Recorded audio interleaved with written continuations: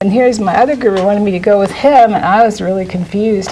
And then at midnight, the third night, I said, I demand to know my true spiritual path. And not only that, I demand to know tonight. And I was desperate because I was afraid I'd make the wrong decision. So you had Abu, what was his name? Abu Babaji. Abu Babaji. So he was preparation before you went to see the real Babaji. And he wanted me to stay with him. And Leonard said, come with me. And so anyway, after 3 days, I was so confused, but I demanded a sign, and I heard the arti, which is the music of Babaji. So the next day I hopped in a bus, and I took off for the north.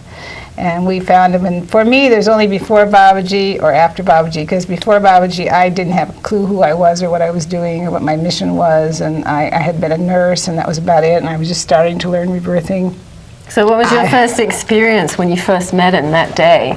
Oh, wow. That night he came out of his room and he was looking at me from about 50 feet away with such a look, I just hit the ground. He knocked me over with one look.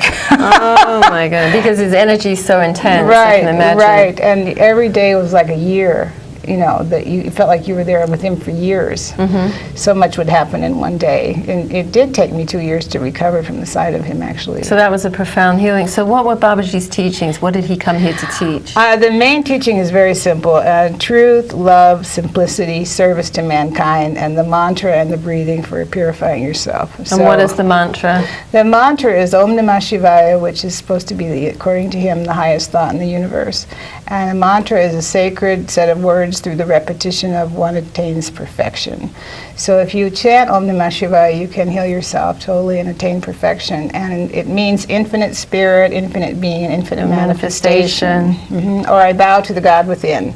And it's a beautiful chant, and many people have been healed by this chant. So he gave us that mantra to chant and told us to keep doing rebirthing in the mantra. And so then the truth, love, simplicity, and service to mankind is the main thing, which we call karma yoga. Karma yoga, service to mankind. So Babaji said, I could heal you all in one day, but what would you learn? So that's a pretty profound statement. Right. What do you think he meant by that? Well, what he meant was you need to learn why you created this disease. If he had just taken the disease from us, which he was capable of doing, which he did sometimes, but usually he would help us, but he'd make us learn something first. Because why did we create this disease? What's part of our ego are we hanging on to? So he would help us with his energy, and he's always helped me with every kind of thing that I ever had any condition with, but he would make me go on to understand why I created that, first of all. Otherwise, so what was the most important thing you learned from Babaji in your healing process? In my healing process, well, I learned that I could heal myself of anything, if I had faith and I practiced his teachings, and I did. I had all kinds of conditions that I had wrong with me because I was stuck in the medical model, having been a nurse, and I wrote about him in Healing and Holiness. I had all kinds of conditions, and I got through them all with his help, but I also had to learn, what I did to create them, and I learned how to let go of my ego, make easier by the help of having a master. Do you have a strong connection to Babaji? Does he guide you? Does he talk to you? Does he show up in your dreams? Yeah, Babaji, if you even just say his name, you can get a blessing. And I had a relationship with him that was different in that I'm a writer. So I used to write him letters, and so he would read them and answer them. But sometimes he'd just pass his hand over him. He knew everything in them. He didn't even have to open the letters. But because I was a writer, I always wrote him. Now, other people just do it through meditation or prayer. But each person forms their own unique relationship with Babaji, and he relates to them just in a different way. So it would be different for somebody else, but I like to write, so I used to write all my problems, and I figured the purpose of a guru is to bare your soul, so I'd write all my problems and I'd say, I lay this at your feet and I give it up. And it's kind of like what the Course in Miracles says, you offer it up to the Holy Spirit, because he's in the Holy Spirit's mind. So that's the kind of relationship I've always had with him, and I still do that. I even just wrote him a letter yesterday because I was processing something. And as soon as I wrote it all on paper and I said, I lay this at your feet, it all kind of went away. So that's the kind of relationship I have with him, is I like to write. And he does appear to me if I need it. It'll come in a dream, or otherwise he'll enter someone else's body and they'll tell me what he's saying. Like sometimes when I travel all over the world, you can imagine I'm running around so crazy, so fast, sometimes he'll grab a clairvoyant and they'll call me and say, "This is the message from Babaji for Oh you." my goodness. One lady called me I didn't even know in Spain. Her name was Dora. I never heard of her. She said, "Oh, your guru appeared to me, and I'm so freaked out." She says, "Right in full daylight in my bed." And I said, "Okay, what did he say?" She says, "I have a whole list of things." So she comes over to the house with a long paper of all the instructions that I was supposed to get from Babaji that day. Oh my goodness. So I have a pretty powerful connection with him because he has me out in the front lines, out on the road, and I've been on the road since 1974. So Babaji can dematerialize, he can travel at the speed of light, he can do instant healings. He can have many different bodies also. Many different bodies. He can bilocate, he can be in two places at once or more than that even. Well, I remember it was interesting, Lena was talking about I can't pronounce his name, Abu Babaji, and how he had given him a mantra, and when he repeated that mantra, Babaji appeared to him. But that was the Babaji has the body in the Himalayas, which is the one from Yogananda's SRF. And I know SRF don't acknowledge as the Heracon Babaji being the same one. But I went to the SRF temple when there was a Babaji commemoration, and I asked that question, I offered it up.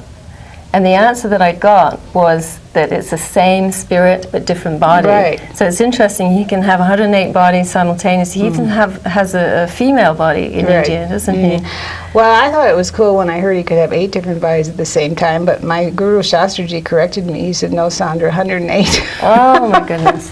Can you talk a little bit about Shastraji and your connection with... Yes, Shastraji was Babaji's high priest, and Babaji said he was one of the purest beings on earth, and he was a poet in all lifetimes. He was an Ayurvedic doctor, he was a palm reader, a psychic. He was in charge of all the ceremonies. That's why he was the high priest, and he was amazing, and he is amazing, and he took conscious departure samadhi a couple years ago, and he still helps us from the other side. Yeah, you had a very close connection with him, didn't you? I always go to his home every year, and he'd let me bring my staff to his home, and we would stay there and be healed. So he was like a father to you in some way. Yeah, my grandfather maybe. Yeah. So you had 7 lifetimes with Babaji. Well, that's what Shastraji told me. Yes. Wow.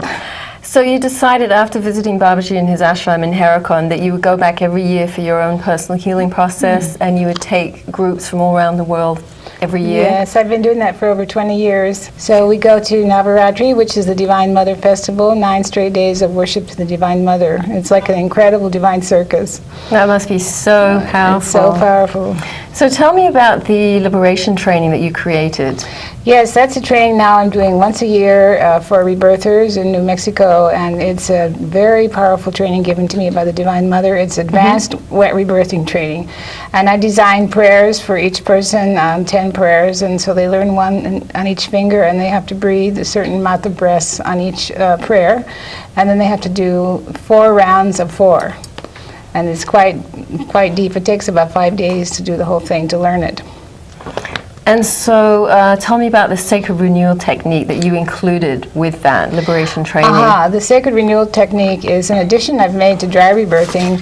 After we rebirth a person 45 minutes, then the rebirther will say mantras, 108 mantras out loud for the client while they're continuing to breathe, and then repeat the 108 names of the Divine Mother out loud.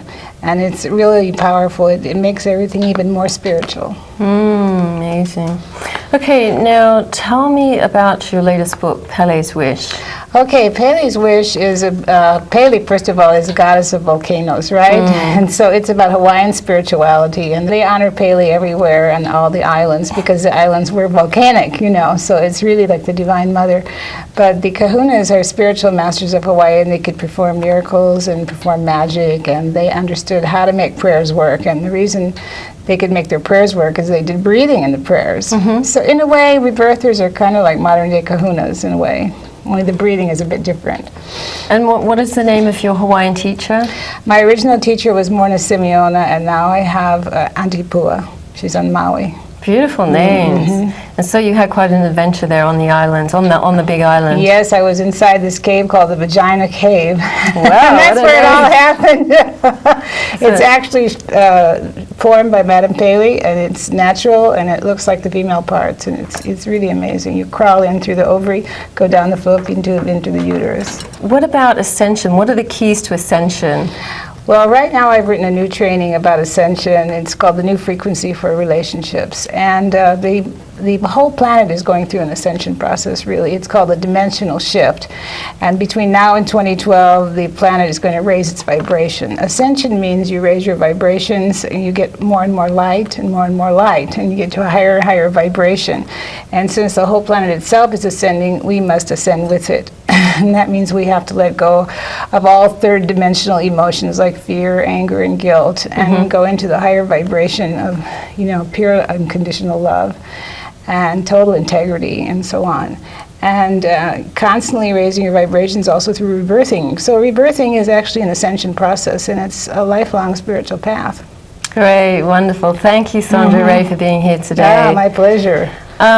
So if you need to get any information about my website, it's www.polachurchill.com. And also Sondra Ray is www.sondraray.com. You can follow up for sessions, individual sessions, rebirthing trainings, Sondra's Eternal Quest trip to India. And now we're going to close with a prayer that Sondra's going to read from her book, Healing and Holiness. It was a prayer that she wrote to the Divine Mother. Yes, and this is after I went through a very difficult initiation, which took quite a long time. And I was so grateful that I wrote this prayer to the Divine Mother. Praise to you, Divine Mother. You have once again made my life a miracle. I take refuge in your nurturing arms of compassion. I praise you for once again giving me spirit of power and love and sound mind. I praise all you have created, and I want your name to be exalted. You called me out of the darkness to your marvelous light. I shout with a voice of triumph. I offer myself willingly to you. Great and marvelous are your works. May all nations worship before you. I fall down before you and worship you who lives forever and ever. I praise you for your excellent greatness. With you, all things are possible. I am humbled and bow down as you are revealed to me. You have destroyed the last enemy in me and made me alive once again. You have raised me from the dust and from the ash heap. I sing praises to your powers because you have revived my heart. You brought me back to life, therefore I glorify you in my spirit and body.